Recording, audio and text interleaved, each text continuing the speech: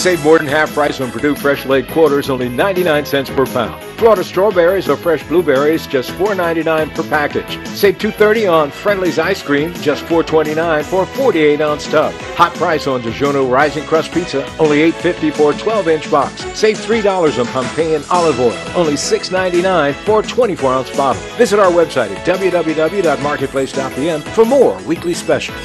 You can count on us. Live from Bermuda Broadcasting, this is ZBM TV9 News. Good evening, everyone. It's Thursday, February 15th. I'm Jasmine Patterson, and thanks for joining us tonight. An almost $6 million increase in the budgetary allocation for the Ministry of Education and Workforce Development. And according to well-placed sources, education will be given pride of place during the presentation of the 2018-2019 budget to be presented tomorrow by Premier and Minister of Finance David Burt. Here's Gary Moreno with more. What a difference a day makes. It was only yesterday that the public education system was being pilloried following the announcement of the dismal results for P6 and M3 students in the Cambridge Checkpoint Math Assessment. The results showed P6 students failed to reach the 3.0 target, attaining a score of 2.4, while their M3 counterparts attained a score of 2.1. Well, no doubt in an effort to fix that situation among many others and improve public education as a whole, the Finance Minister, we're told, will provide the Ministry of Education with a budget of $140,500,000. Now, that's an increase of $5.8 million over last year's allocation. As to exactly how these funds will be broken down, however, we'll have to wait till Mr. Baird reads the budget statement to find out. It is understood, though, the additional funding is to aid in providing more training and development for teaching staff, as well as to improve a host of public school educational programs, including at the Bermuda College. Now, if this information is confirmed, it will be in keeping with the PLP's election platform initiative to transform public education in a manner that would allow for more Bermudians, no matter their age, to benefit from opportunities to improve their skills. According to a well-placed source, government is seeking to make good on its promise to make education a top priority. This, given recent pronouncements by Premier David Burt to turn Bermuda into a hub for the tech industry as part of efforts to improve the island's economy. The aim, our source suggests, is to, quote, invest in the delivery of an education system that will equip Bermudian students with the necessary character, critical thinking skills, and greater sense of who they are and of their value to their own country. A transformation in which the classroom will play an integral role, unquote.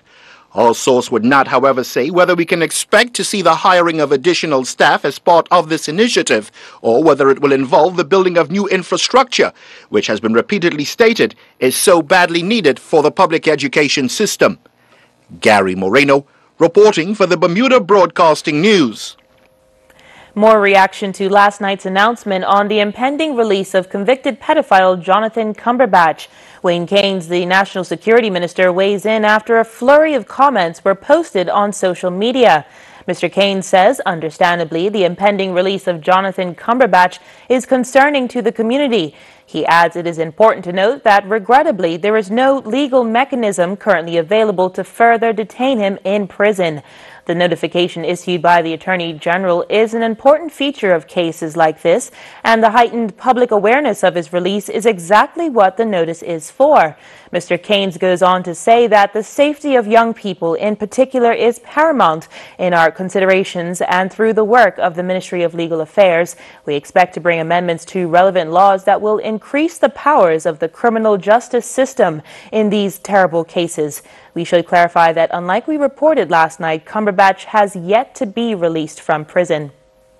What will he cut, and which ministry is set to receive a boost?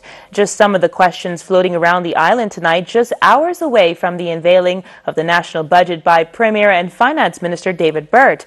We sat down with economist Craig Simmons today to get his prediction on tomorrow's budget. As Tarai Trott tells us, one thing that is certain is higher taxes. A new government, a new cabinet, and a new premier. However new, the issues facing Bermuda remain the same, according to Craig Simmons, the economist who lectures at the Bermuda College. The big elephant in the room, the big problem that this country faces is debt. And how do you pay down that public debt? It will be a problem that will be with us for the next 20 years. So essentially, this finance minister is facing the same problem that the previous finance minister faced under the OBA. And to reduce the national debt over time, the premier will either have to raise taxes or cut public spending. And I think under the previous government, they did about as much cutting of government spending as they could do. And so now, the only thing left is to increase taxes. And it's the prediction of Mr. Simmons that the Premier's budget will include higher taxes. Premier Burt is not expected to raise payroll tax, however. And this finance minister has said, well, he's not going to proceed with the further reform. In other words, making it more progressive, making it so that the rich pay more in payroll taxes for one very important reason. Donald Trump in the United States did something that hadn't been done in a very long time. He made a major change to taxes in the United States. He brought down corporate taxes. And so that change essentially is a game changer for Bermuda. It's also expected taxes for commercial rental properties will increase along with the usual sin tax increases. He suggested that he's going to tax the landlord of those buildings, commercial buildings, not residential buildings. I would expect there to be an increase in the duties, the excise taxes on alcohol, tobacco. He's threatened a sugar tax, although that will probably not come this year, simply because the infrastructure is not in place. He has given a consultation paper sort of giving people ideas as to how he plans on implementing the sugar tax. So that's a good first step, but no sugar tax this year, maybe next year. Elsewhere, The Economist has a feeling that government fees associated with buses, TCD, and other services might also be increasing. Tarai Trott reporting for Bermuda Broadcasting News. Stay with us. More news after the break. You can count on us. Save more than half price on fresh green asparagus, only $2.99 per pound. USDA bone-in ribeye steak, just $12.99 per pound, saving $7. Select varieties of Fab 2X laundry detergent, only $4.99 for a 50-ounce bottle. ShopRite lactose-free milk, just $3.79 for a 64-ounce carton. Kellogg's Cornflakes cereal, only $3.99 for a 12-ounce box. All stores open Monday through Saturday until 10 p.m. and Sunday, 9 a.m. to 7 p.m. for your shopping convenience. You can count on us. Can you believe it? The circus is back in town. I heard! February 22nd, 23rd, and 24th at the Ruth St. James Center for the Performing Arts. Featuring, as seen on America's Got Talent, Bellomania! Purchase your tickets today at ptix.vm. Don't forget, coming to Bermuda, Bellomania Circus, February 22nd, 23rd, and 24th.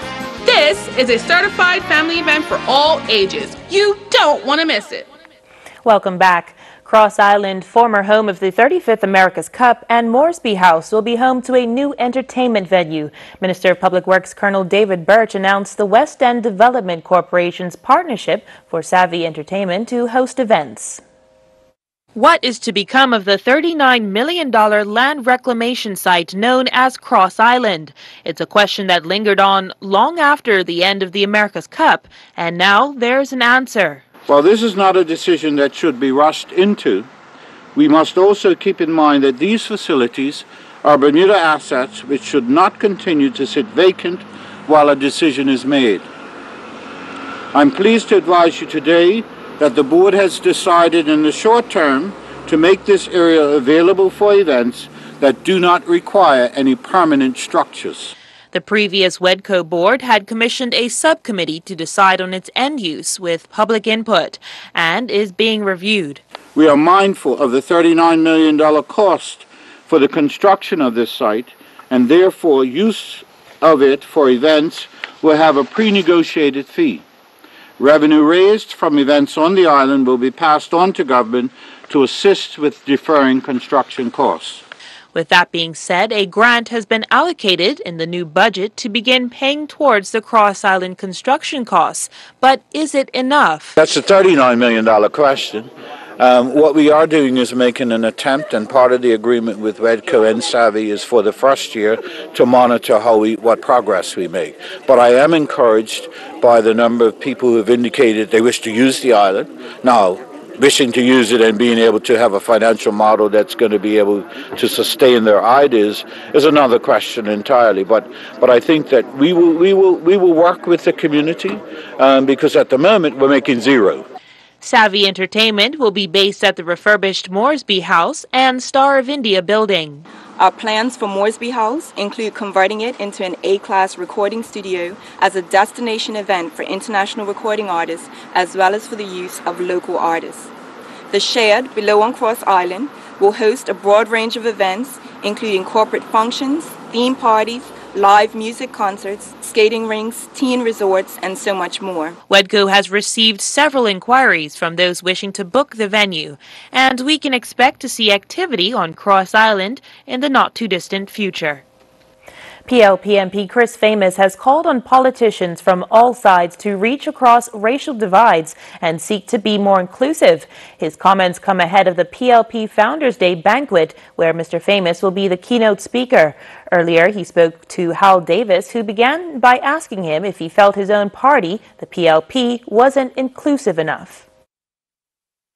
Well, not just the PLP, Hal. The old politicians need to ensure that they're reaching out to the entire country.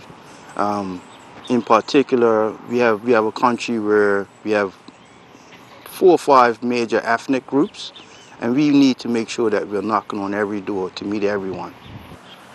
And so how damaging do you think the racial divide, which is pretty deep in Bermuda, how damaging do you think that is? 400 years ago, you had English settlers come here, and about 5 years after they came, they first brought enslaved Africans. So it's not been a good relationship for 400 years. Although there have been some, I should say, progress, but we still don't have an equal society. The term two Bermudas perfectly coins that we have an inequitable society. And one of the rules of the PLP is to help to bring some level of not just racial equality, but social and economic equality as well. You've also called on the PLP in the paper today as being perhaps a bit too defensive, seeing the media as the enemy. What would you like the PLP to do? I never said the PLP was defensive. I just said all politicians need not to view the media as the enemy. Make ourselves proactive. Come to the media with our stories, let us tell our stories versus the media creating some level of spin when we aren't engaging with them. Do you think you're being unfairly treated, the PLP?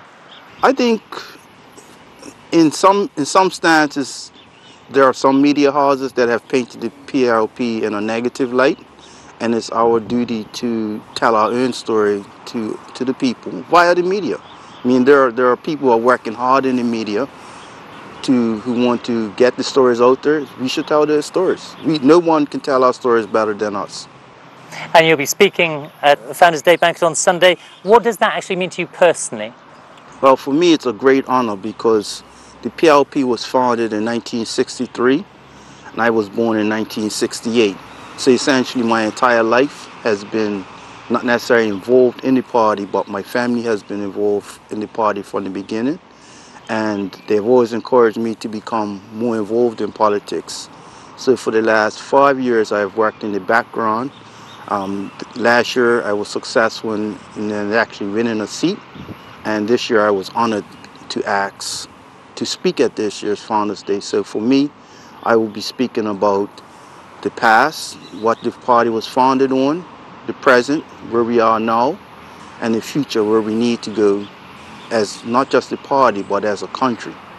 Let's take a look at what's in store for us weather-wise over at the AccuWeather headquarters. AccuWeather is presented by BF&M Insurance Group. We now go to AccuWeather headquarters. The BF&M Insurance Group is pleased to bring you this drier AccuWeather forecast here on ZBM, and we do have some improvements underway after that wet day yesterday. You can see this front that has been nearby still producing a few showers within a few dozen miles of here, but really for most of us, we are transitioning to a drier time, and here's the satellite estimate of where the rain showers have been, with some nearby, but this front is becoming a little bit more washed out. Moisture is pretty abundant, though, nearby. Humidity's up there, 85%. Temperatures around 69 degrees. We were at 70 a couple hours ago. Winds light from the west at 5 knots. Water temp unchanged from yesterday at 69 degrees. And on the inside, we have 1 to 2 foot waves. Outside, a little choppy with 4 to 6 footers rolling around out there. But tonight, we expect to be a little drier, partly cloudy, 66 your low. Not a bad night out there. We look pretty good. We'll be breezy tomorrow, and it'll be bright. We don't expect to see rain, so that's good news. 72 degrees your expected high for our Friday. There is a small craft warning Friday evening through Saturday morning and Friday afternoon through Saturday morning. So be aware of that if you're going to be out and about on the boat into the beginning of the weekend. Otherwise, the tide chart here shows high tide at 8:33 this evening, low tide a couple hours after midnight, high tide again just before 9 a.m., and then another low tide in the early to mid-afternoon on Friday, which looks all right. When we look at the gateway forecast, we have some clouds over Toronto. New York and Boston will have morning high temperatures and some rain showers pushing through the area. Temperatures will fall, and those areas will get cold enough for some snow on Saturday night. Atlanta, 72, showers in the neighborhood, and Miami's still running warm at 85. And in London, we're around 48 degrees, maybe a degree or two cooler than today has been. Elsewhere around the Caribbean, we have some scattered showers into Jamaica, Barbados, and into Trinidad, with a good number of them near Trinidad, by the way. Extended forecast features another chance for some showers into Sunday, but temperatures are going to be in the low 70s throughout the next 3 days, lows in the mid-60s. And again, good chance for some showers on Sunday. On the other side of that, though, strong high pressure is going to set up shop. It'll be directly over our heads Monday night into Tuesday and Wednesday, and that's going to set the table for a really nice weather pattern. Anybody maybe heading our way on a cruise ship next week is going to be in excellent shape, and that's always good for business when the weather cooperates. So we're looking at a strong high pressure system, light winds, lots of sunshine, fewer clouds into midweek next week. So the extended is a winner without any reservations. Monday, Tuesday, even into Wednesday and Thursday, most likely. That's the way it looks at this point. Thanks for being with us, and have a great evening. AccuWeather was presented by BF&M Insurance Group.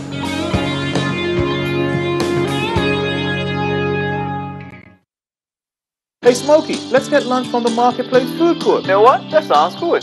They have oxtails, pumpkin, curried lamb, lemon chicken, sweet and sour ribs, vegetable stir fry, and the variety goes on. Their chefs are good. They'll set you right up with all the good carvings. And don't forget the special dishes from the island. It don't matter. No matter what you feel like eating, Marketplace will have it. You know, it's quick, it's quality, and at prices you can count on. Visit us 7 days a week. Breakfast, lunch, and dinner. Made for you daily at the Hamilton Marketplace Food Court. Butterfield Bank's buying spree is carrying on. For the second time in 4 months, the lender has struck a deal with Deutsche Bank, this time for its banking and custody business in the Cayman Islands, Jersey, and Guernsey. The news came as Butterfield reported record profits for 2017. Tony Waterman sat down with Butterfield's CEO, Michael Collins, and asked him if he expects the profits to continue rolling in. From an earnings perspective, we're going to continue to do well.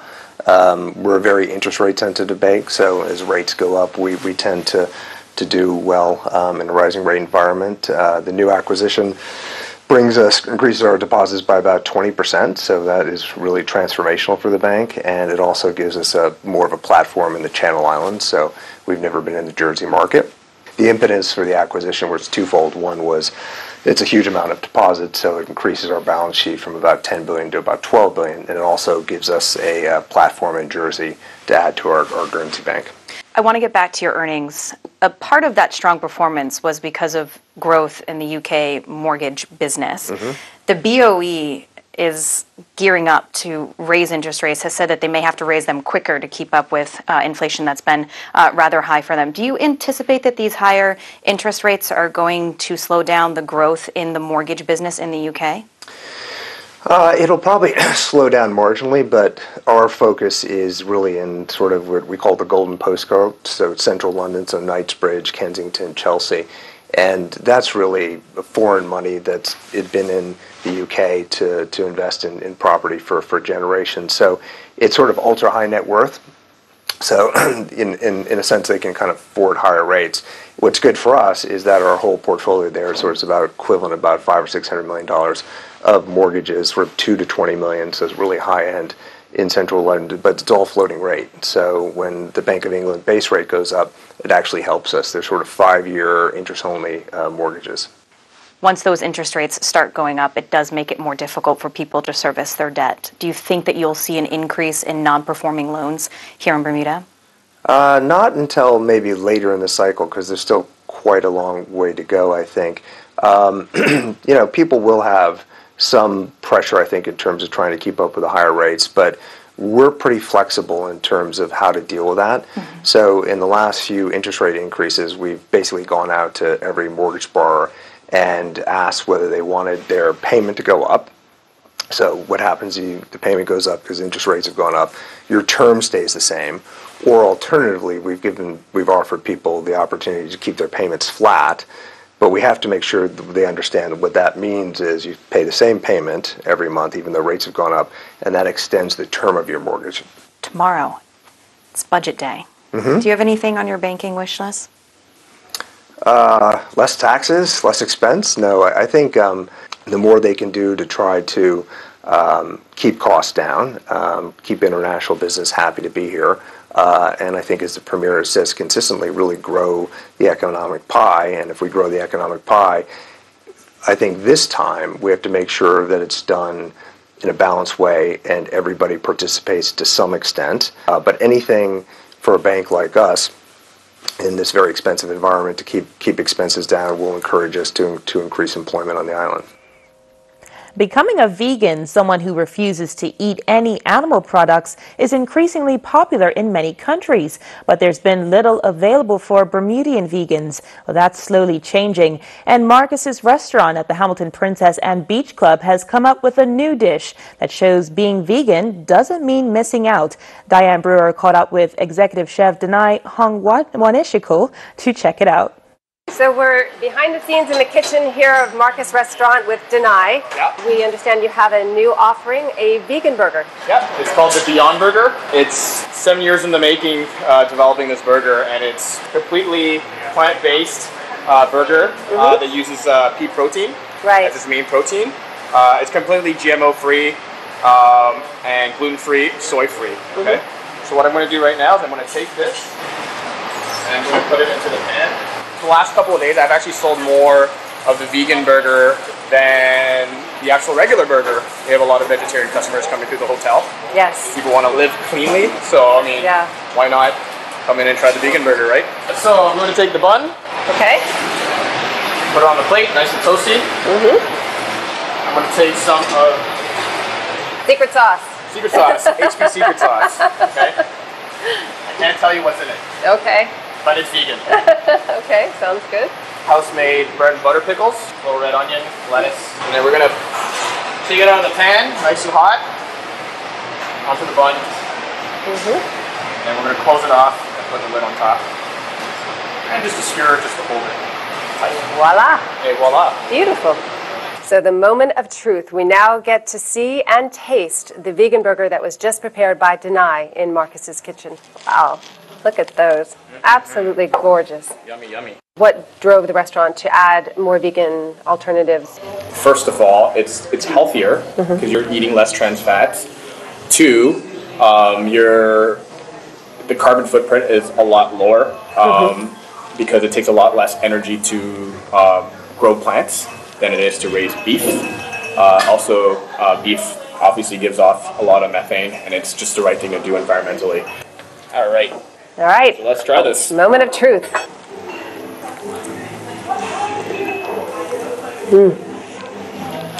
Oh, good. That is delicious. You would never know that wasn't a real hamburger. It's delicious and so healthy. That's the right thing, yeah. It's wonderful. Well done. Thank you. And that was our vegan correspondent, Diane Brewer, reporting. Now here's Earl Basden with tonight's sports report. The dream of a medal in the Winter Olympic Games in Pyeongchang came to an end for Vanessa James and her partner Morgan Cyprus as they finished 5th in the pairs figure skating. The European champions who represent France had a strong performance in their freestyle program, but it was not enough to get them on the podium. Coming into the final event, the pair stood in 6th, but their 143.19 point performance saw them move up to 5th overall with 218.53 points. James, following the event, said, quote, "We are proud of this 5th place," end quote. Tonight's sports is brought to you by the all-new Boundary at Fairmount, Southampton, the West End's only sports bar. Catch all the action and enjoy smoked to perfection barbecue, beer, and other pub favorites. It's game on at Boundary. Shaquille Dill competed in the 2018 CIAA Indoor Track and Field Championships representing St. Augustine University. Dill stood on top of the podium in the two events he competed in, helping St. Augustine University men's track and field team finish tied first with Virginia State as both schools finished with 175.5 points. Dill captured the men's mile run gold medal, stopping the clock in a time of 4:28.44. Dill would also advance to the men's 800-meter final after clocking the fastest qualifying time of 1:58.26. He would then go on to win his second gold medal of the event, winning the men's 800-meter final, clocking 1:51.23. Bermuda's women's under-17 national team continued their training tour in Florida with a practice match. The under-17 women's national team would go down to a strong under-19 local team 8-0. But this is how Koa Goodchild summed things up. In my opinion, I think that it was beneficial for us to receive the result we did yesterday in our game. Although it wasn't a win, I believe that it was more useful to us because it taught us how to be patient and how to be comfortable with being in control without the ball. It was a good initial preparation for Nicaragua because it exposed us to what the teams are going to be like when we get there and how we will have to play to be a contender in qualifying for the World Cup. Jair Parfit Williams has played his first game for NK Ruda Valenja in the Slovenia First Division. Parfit Williams and NK Ruda Valenja defeated ND Garosa 6-1. With the Australian season well into the second half, we now take a look at Dowry Rollins' cricket numbers. Playing in 5 different competitions, Rollins has scored a total of 553 runs. Rollins has had 7 innings in the Kingsgrove Sport 2020 Cup, in which he finished as the man of the match in the final. Rollins scored 125 runs in the competition, with his highest coming in the final with a knock of 57, and he had an average of 17.9. Rollins has an average of 25.3 in the 8 inning he played in the Provident Grey Shield competition, where he scored a total of 202 runs with his highest score of 45. In the first grade competition, Rollins scored a total of 54 runs in 6 innings with an average of 9, his highest score being 37. Rollins has had 1 inning in the first grade Limited Overs Cup with 7 runs, and he had 4 innings in the second grade with 165 runs, with his highest knock being 152. In the bowling department, Rollins has taken a total of 35 wickets. This after bowling a total of 213.4 overs, 35 maidens, he has given up a total of 803 runs for a strike rate of 36.6, an average of 22.9, with an economy rate of 3.8. Tyler Smith and her Jackson State University women's tennis teammates fell 5-2 to Mississippi College at the Jackson State University Tennis Complex. In singles action, Smith picked up a 2-6, 6-1, 3-6 victory over Brenna Kelly at the number 1 position. However, Smith and Lucia Solis would go down 6-3 in their doubles match against Keller and Anne-Marie Kimball. The 2017-18 Bermuda Ball Hockey season will resume soon, but today we look at the current point leaders in the divisions. Jeremy Esty from the Winnipeg Jets is the league-leading goal scorer with 25 goals, and Drew Bono from the Montreal Canadiens is in second with 19. Chad Cunliffe from the Edmonton Oilers has 16. Esty leads the overall point standing with 48, while his teammate Matt Benson has 33 points. Bono and Ross Ruffinage both have a total of 31 points. In the goalkeeping goals against average department, the Ottawa Senators' Scott Steele has an average of 2.8 goals a game. Derek Holmes from the Winnipeg Jets and Yves Paul from the Toronto Maple Leafs have an average both of 2.98. In mixed majors bowling league action at the Warwick Lanes, it saw the Activators go down 12.5 to 7.5 to Spear Change, while the Minimax Fortis went down 11-9 to the Mix-Ups. The Warriors defeated the Movers and Shakers 14-6, while the Fight Back defeated the Untouchables 15-5. The Troublemakers went down 13-7 to the Unpredictable. Tonight's sports has been brought to you by the all-new Boundary at Fairmount, Southampton, the West End's only sports bar. Catch all the action and enjoy smoked to perfection barbecue, beer, and other pub favorites. It's game on at Boundary. I'm Earl Baisden with Bermuda Broadcasting Sports. All my life is changing every day, in every possible way. Then I open up and see the person falling here is me. 'Cause you're a dream to me. Made with care, handled with care. Delivered with care. That's what dreams are made of.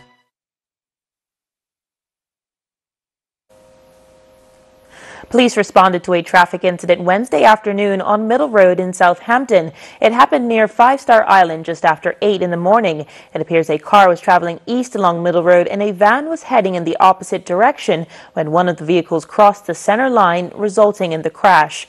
Both drivers of the vehicles were taken to hospital with non-life-threatening injuries. Witnesses should call police on 295-0011. And that's our broadcast. I'm Jasmine Patterson. Thanks for watching. Good night. Jasmine Patterson's wardrobe and makeup is provided by Gibbons Company.